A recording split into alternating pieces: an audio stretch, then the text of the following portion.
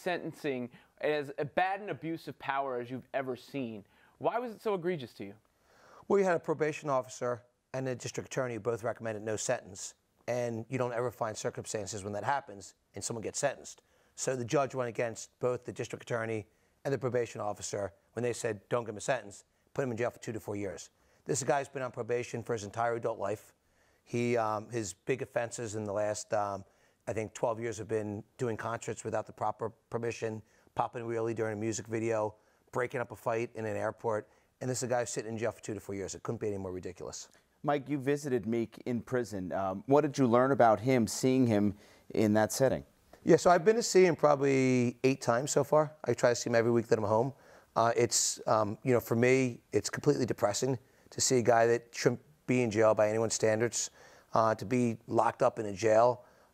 It's scary. It's horrendous. And he's got an amazing attitude. He's just taking it day by day and making sure that he uses the time as productively as he can.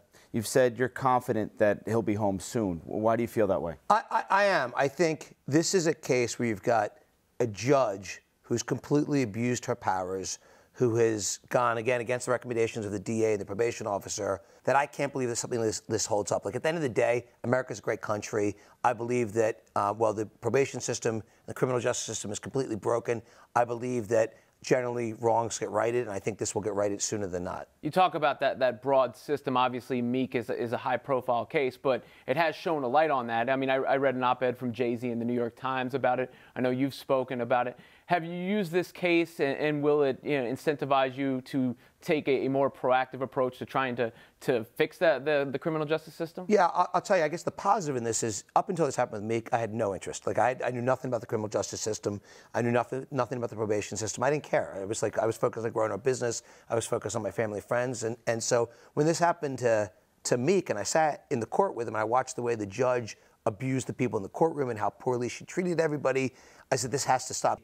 I went into this about how do I help a friend in a horrible position, and now I feel like I've got a responsibility to help make the criminal justice system, a much better system than it is today. But the one good thing that I know is he and I and others will help reform and improve the criminal justice system so it doesn't happen to other people. Because imagine if Meek Mill, 3 months later, is still sitting in jail for popping a wheelie.